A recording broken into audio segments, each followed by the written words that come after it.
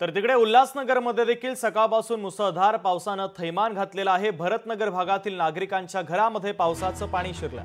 150 ते 200 घरांमध्ये पावसाचं पाणी शिरलंय, तर घरात पाणी शिरल्यानं नागरिकांचे मोठे हाल होत आहेत। संसार उपयोगी साहित्याचं देखील मोठं नुकसान झालेलं आहे।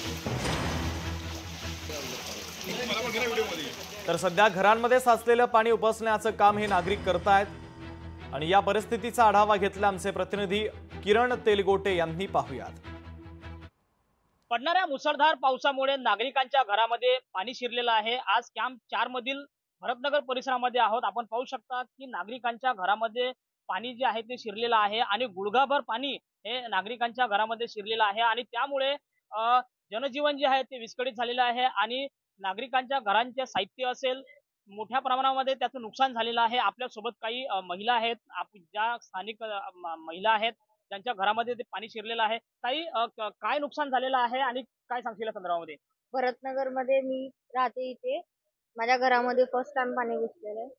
काय नुकसान झालेलं आहे? माझ्या घरामध्ये धान्य, राशन, गॅस वगैरे सगळं काही नुकसान झालेलं आहे। 200 ते 250 घरांत या ठिकाणी बाधित झालेले आहेत आणि सध्या आपण जे आपत्कालीन नियंत्रण आहे, जसे फायर ब्रिगेड आहे, आपलं आरोग्य विभागाची टीम या ठिकाणी आलेली आहे, त्यांची इथे व्यवस्था केलेली आहे। काही लोकांना जर सर्दी, ताप, खोकला किंवा कुठली आरोग्याची काळजी असेल, गरज लागली तर त्या ठिकाणी व्यवस्था केली। आपण पाहू शकता की काही नागरिक याच पाण्यामधून आपला मार्ग जे आहे ते काढत आहेत आणि पाणी जे आहे ते पाऊस जो आहे तो मोठ्या प्रमाणामध्ये पडत आहे आणि त्यामुळे सर्वसामान्य नागरिकांचं यामुळे जनजीवन जे आहे ते विस्कळीत झालेलं आहे।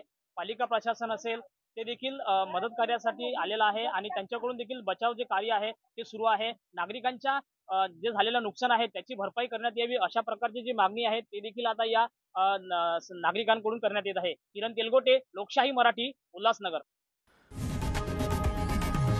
लोकशाही मराठी, ऐका, पहा, जागरूक रहा।